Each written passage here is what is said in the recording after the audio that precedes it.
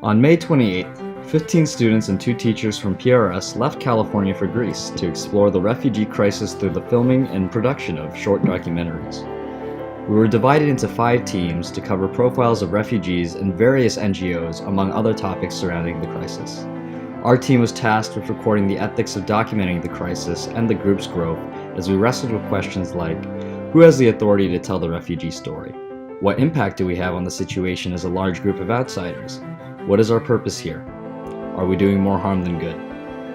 We spoke with Megan Monfort, a group leader on the trip, about the ethics, power dynamics, and intricacies of us entering a refugee camp and our ultimate decisions to not enter one. We need to be aware of our mindset. We also need to be aware of our bodies, what they represent, our privilege, our power when we enter a place like that. We spoke with Nicholas, a volunteer at One Happy Family, an NGO-run community center for refugees, about his perspective as an outsider and storyteller on the purpose of our films.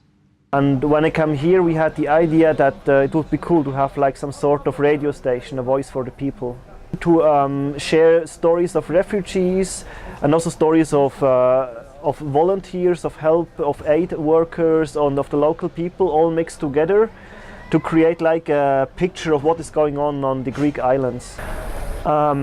I think it's really good that people come and visit here at this center and also at the camps and at other centers, because they have more objective view from the situation. Because if people come here and never seen like a refugee or never been in a refugee situation, this is a very can be a very strong experience emotionally. And if then people tell about it at home, this always helps because it raises awareness for the situation.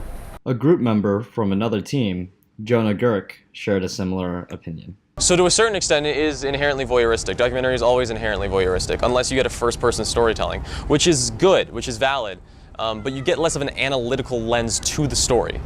An outsider perspective becomes voyeuristic, but an outsider perspective often has, you could argue, the most balanced journalism. Lindley, a group member from a separate team, contemplates the dilemma of how proximate we should get to the crisis.